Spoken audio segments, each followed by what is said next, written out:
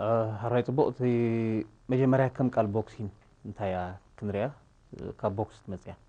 باكوتات مالتي اجي بعلات لدت انت دامصينات زوهاب هيابات مستفلالي سدرا بيت تكون فتوتها اب باكوس تعشقه يخاطه هو كم لمدي اجي خبزي اقل زي ايات مطتا بوكسين تبهال اجي بوكسين داي معلت بوكسين كاتبهال اجي معلت بوكسين كنبل كلنا وي بوكسين داي زبعل لن هاجرات ايانوت انتنا كم لمدي تن بكومنولث دفلت هاجرات وي جزءات هاجر انجليز زنبرا اب استفل عليه اهبور دلو هاجرات زين بسفيح يبعلين نتابعل مع سياخه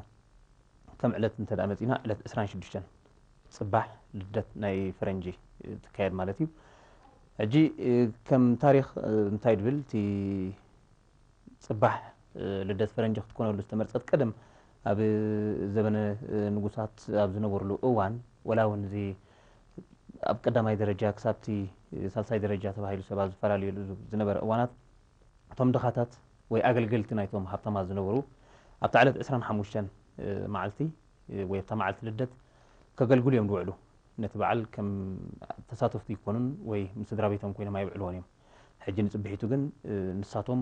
ብግቡእ ዕረፍቲ ተዋሂብዎም በቶም ኣካያቶም ወይ ኣስራሕቶም ንሳቶም ዘካይዱላ መዓልቲ ወይ እቲ ናይ ህያባት ዝቀየሩላ መዓልቲ ሕጂ ብብዝሒ ኣብታ መዓልቲ እቲኣ እዩ ካብ ኣብ ልደት ንላዕልስ ኣብታ መዓልቲ እቲኣ እዩ ዝወሃብ ነይሩ قبل 25 سنة بقطر واحد بال درجة حزبي وي حزب كايت بلون واحد بل انه وساو سدرا بيتهم تم هابتامات نساتهم طريام دغلغلو لا نير متا معلتي تم دبوزحو ግን ኣብቲ ዓለት 26 ስለ ዝኸዱ ከም ታሪክ ሕጂ ከም በዓል ኮይና ማለት እዩ ጽባሕታ ልደት ሕጂ ናብቲ ስፖርታዊ ንጥፈታት እንተዳመፂና ቦክሲንግ ዴይ ማችስ ተባሂሉ ወይ ኣብ መዓልቲ ቦክሲንግ ዝካየድ ፀወታታት እንተዳኢልና ኣብ ዘናይ ኮመንዌልዝ ሃገራት ድፍለጣ ጥራይ ምናልባት ኩዕሶ እግሪ እቲ ብዝሰፍሐ ህዝቢ ድከታተል ይኸውን በር ኩዕሶ እግሪ ጥራይ ኣይኮነን ኣብታ እዋን እቲኣ ኣብ ኩሉ ዓይነታት ስፖርት ብብዝሒ ዝካየደላ መዓልቲ እያ ቅድድም ኣፍራስ ኣሎ ራግቢ ፀወታ ኣሎ ክሪኬት ኣሎ ንኩሉ ዓይነት ስፖርት ዝፈቱ ሰብ ዳርጋ ተዝፈትዎ ዓይነት ስፖርት ዘስተማቕረላ መዓልቲ ተባሂላ እያ ትግለፅ ሕጂ ከም ልምዲ እንታይ ይግበር እዩ ሕጂ እኳ እቲ ናይ መጓዓዝያ መሳለጥያታት ድሓን ስለ ዝኾነ ኣብ ሃገራት ኤውሮጳ እምበር ቀደም ጾታ ተላትካ ካብትናትካ ዞባው ናይ ትወፅን ኢኻ ክጅመር ከሎት ውድድራት ብኸም ኢድ ስራዓልካ መታን ከይተረሓቕ ካብ ገዛኻ ቅልጥፍ ኢልካ ተፃዊትካስ ናብ ገዛኻ ተመሊስካ መታን በዓላት ከተብዕል ኣብቲ ቀደም እዋናት ኣይ ረሕቅን ነይሩ ኣብዚ ሕጂ እዋን እቲ ናይ መጓዓዝያ ምዕብል ዝበለ ስለ ዝኾነ ወላ እውን ከይትካ ርሒቕካ ተፃዊትካ ክትመፅእ ትኽእል ኢኻ በዚ ግን ኣብታ መዓልቲ ዕለት 26 ሕጂ ናይ ግድን ፀወታ ኣሎ ኣብ ዝወዓለት ትወዓል ማለት እዩ ዓመታዊ ፅባሕ ልደት ናይ ግድን ፀወታታት ኣሎ ማለት እዩ ሕጂ ከም ልምዲ ግን ተሪኢኻ ናይ ቦክሲንግ ፀወታታት ክጅምር እዩ ተባሂሉ ሕጂ ኣብ ፕሪምየር ሊግ ዝካየድ ፀወታታት ካብ ዕለት 26 ጀሚሩ ድሕሪ 1 ዓመት ዝካየድ ብሓፂሩ ስብታ ጥሪ ደላ ብፅዕቕ ዝበለ ዝካየድ ፀወታታት ዳርጋ ምስቲ ቦክሲንግ ከም እቱ ይወስዶ ሰብ እምበር እታ ናይ ቦክሲንግ ፀወታ ትበሃል ፅባሕ ልደት ደላ ብዕለት 26 ትካየድ እያ ግን ከም ልምዲ ብቲ እዋን እቲ ዘይከም ኣብ ካልኦት ሃገራት ንኣብነት ሕጂ ናይ እስጳኛ ውድድራት ሰሪያ ናይ ጣልያን ኣብዚ እዋናት እዚ ዕረፍቲ እዩ ናይ 3 ሰሙን ዕረፍቲ ይወስድ ዝበዝሕ ሊግ ኣብ ኤውሮጳ ደሎ ዕረፍቲ ይወስድ እዩ ኣብ ሃገር እንግሊዝ ግን በንጻሩ ኣብቲ እዋን እቲ ዝፀዓቐ ፀወታታት ይካየድ ዳርጋ ንዝበዝሐ ክፋል ሕብረተሰብ የንቀሳቕሶ ማለት እዩ ስፖርት ሕጂ ከምታ ቅድማ ቢለ ዝገለፅኩ ኩሉ ዓይነታት ስፖርት ስለ ዝኾነ ኩዕሶ ጥራይ ስለ ዘይኮነ ንዝበዝሐ ክፋል የንቀሳቕሶ እሞ ከምዚ እቲ ናይ ቦክሲንግ ፀወታታት ሕጂ ታሪክ ካብ ታሪክ ካብ ነዊሕ ዝበለ መፂኡስ ዳርጋ ከም መዛነይ ይውሰድ ማለት እዩ ሕጂ ከም ብሂላት እውን ኣሎ ኣብዚ እንታይ እቶዩ ኣብ ቦክሲንግ ደይ መዓልቲ ተተሳዒርካሲ ዕድለኛ ይኮንካን እውን ትበሃል ኢኻ ሓደ ዋንጫ ክትወስድ ዘለካ ተኽእሎ ትሑት እዩ እተን ትሕድ በላ ክለባት ከዓ ንታሕተዋይ ዲቪዝዮን ክወርዳ ይኽእል እየን ተባሂሉ ናብታ መዓልቲ ተሳዒርካስ ከምዚ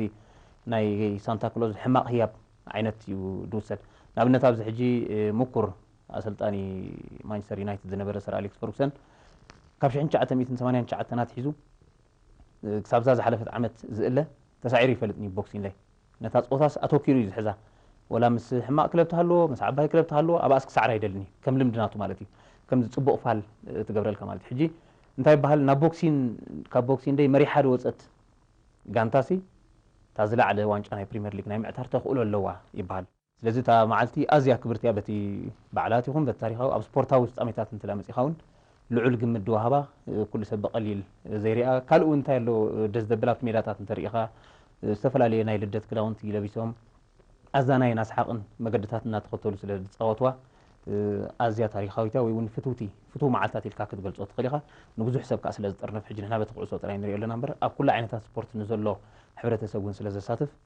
ልዑል ምንቅስቃሳት እዩ ዝረኣየላ ብሓፂሩ እቲ ናይ መጓዓዝያ ሃልክታት እውን ሽዑ ብብዝሕ እዩ ዝረአ እቲ እዋን እቲ ምክንያቱ ካብን ናብን ምንቅስቃሳት ስለ ዝረአ ነቲ ናይ ስፖርታዊ ፍፃሜታ ደድሕሪ ጋንትኻ ናብ ዝተፈላለየ ከባቢታት ስለ ትኸይድ ማለት እዩ በዚ ከም ታሪክ ካብ ቀደም እዩ ጀሚሩ እቲ ልክዕ ጀመረልዑ ዓመተ ምህረታት ኣብዚ ይበሃልኒ ካብ ቀደም ፀኒሑ ግን ሕጂ ብፍላይ ፕሪምየር ሊግ እቲ ምዕቡል ዘበኑ ካብ 91 ዓመተ ምህረት ካብ ዝጅምር እንድሕር እዚ ናይ ቦክሲንግ ፀወታታት እቲ ዝለዓለ ግምት ዝወሃቦ ኣሰልጠንቲ ድማ ኣተኪሮም ዝኣትዎ ብዘይካ ዝንታይ እውን ኣሎ ኣብ ቦክሲንግ ደይቲ ናይ ዓቕሚ ናይ ጋንታኻ ምስ ረኣኻ ኢኻ ዕለት ሓደ ይመፅእ እሞ እቲ መስርሕ ምስጋር ናይ ተፃወቲ ይጅምር ስለዚ ኣብኣ ምስ ፈለጥካ እቲ ዓቕምኻ ፍርቃዕ ምስ ወዲእኻ ኣለኻ ጋንታኻ ገምጊምካ ተፃወቲ ዘድልዮኻ ኮይኖም ሽዑ ናብ ምሽማት ተኣቱ ልክዕ ከምቲ ዝተፈላለየ ህያባት ክትሽምቶ ትፀንሕ ተፃወቲ እውን ልክዕ ምስ እዮም ዝተሓዙ ማለት እዩ ናይ ልደት ከም ህያባት ኮይኖም እዮም ኣብ ጥሪ ናብተን ጋንታታት ድመፁ እሞ በዚ ክግለፅ ይኽእል ኮይኑ ይስማዓኒ